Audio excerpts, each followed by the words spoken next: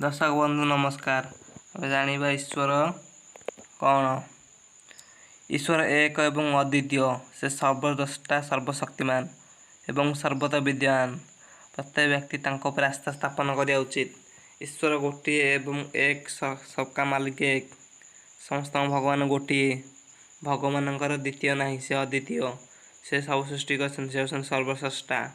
भगवान ठारू शक्तिशाली कहीं ना से सर्वशक्तिमान एवं सबुठारे अच्छा सर्वविद्यमान। प्रत्येक व्यक्ति उपर भक्ति आस्था स्थापन करने उचित। समग्र मानव जाति ईश्वर संतान। कहीं व्यक्ति अन्य को घृणा करने स्पृश्य बोली मन करने उचित नुहे। समस्त भितर भगवान अच्छा। अन्य को घृणा करने अथवा भगवान को घृणा करने अर्थात अन्य व्यक्ति को घृणा करने अथवा भगवान को घृणा करने भगवान को घृणा कर अर्थात मंदिर जाई पूजा करी मुंडिया मारिया प्रणाम कर कौन मूल्य नहीं। ईश्वर दृष्टि समस्ते सामान। समाज समस्त सामान भाव में बंचा उचित।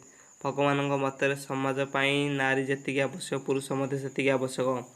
नारी एवं पुरुष समाज सामान अधिकार पाइबा उचित बोली भगवान मत। प्रत्येक धर्मावलंबी माने दया क्षमा पवित्रता न्याय निष्ठा शांति इत्यादि 9टी गुण पर गुरुत्व आरोप करने आवश्यक। नचेत कौन महिमा धर्म सनातन धर्म बौद्ध धर्म इत्यादि ग्रहण करने उचित नुहे। यही धर्म नियम गुड़िक पालन न कले धर्म गुड़िक ग्रहण कर कौन यार मूल्य नहीं। ये गुण न मानि पारे धर्म न नेबा धर्म ग्रहण न करिया भल। मनुष्यर कर्तव्य पिता माता गुरुजन मान भक्ति करने और समाज अन्य सेवा करने प्रकृत मानव धर्म।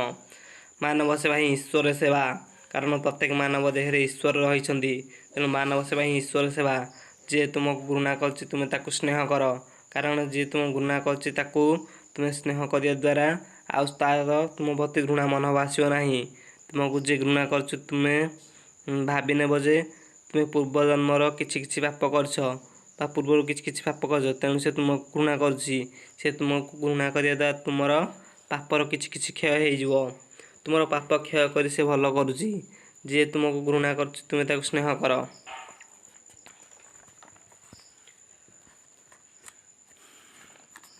जो भगवान भक्त जो मैंने भगवान भक्त से मैंने दुखी होता जो मैंने दरिद्र से मैंने धन्य कारण से मैंने ही स्वर्ग राज्य अधिकारी हेबे। जो मैंने विनयी से मैंने धन्य कारण से मैंने क्षमा पाइबे। जो मैंने पवित्र से मैंने धन्य कारण से मैंने भगवत साक्षात्कार भगवान को प्राप्ति करेंगे लाभ करेंगे। जो मैंने शांति स्थापक से मैंने धन्य कारण से मैंने ईश्वर संतान बोली विवेचित हेबे। जो मैंने तुम उपर अभिशाप वर्षण कर तुमको अभिशाप देउछंती से तुम्हें आशीर्वाद कर कारण से मैंने तुम उपर संतुष्ट हो तुमको अभिशाप देवे नहीं। तुम्हें पूर्वर कर पाप तुमको अभिशाप देवा द्वारा क्षय हो जाए तेणु तुम ताकू आशीर्वाद कर। जी तुमको दंड देउची अर्थात तुम्हें पाप को से क्षय करुच्ची तेणु तार मंगल कामना कर ईश्वर निकट प्रार्थना करने आवश्यक। कहीं जदि तुमर डाहाण गाल चापुड़ाटे मारे ताहले ताहाको तुम्हें तुमर अन्य गालटी देखाई देवा उचित। कारण यह करने द्वारा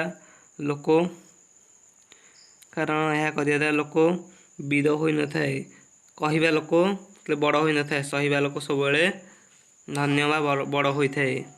बाड़ीबा लोक बड़ हो न थाए सहिबा लोक बा माड़ को सोता लोक सब बड़ होता है ताको अधिक सम्मान मिले।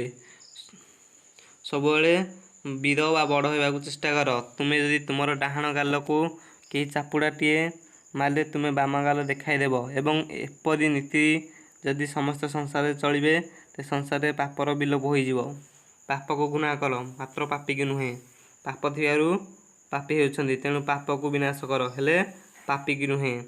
पाप को विलोप कले पापी हेबे नहीं तेणु पाप को विलोप कर पापी को जगत उद्धार कर। यह तुमको दया क्षमा तितिक्षार अवतार रूपे मानव समाज आदृत कराइब।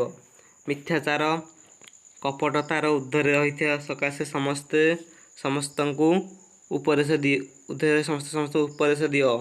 प्रार्थना गृह और रास्तार छिड़ा हो जो मैंने प्रार्थना छलना करते से मनीष माने तुम्हें समालोचना कर। एकांतर एवं निष्ठा सहित परम पिता परमात्मा परमेश्वर को प्रार्थना कर। हे मानव माने ନିଜ ଜାତି ସମ୍ମୁଖେ ନିଜକୁ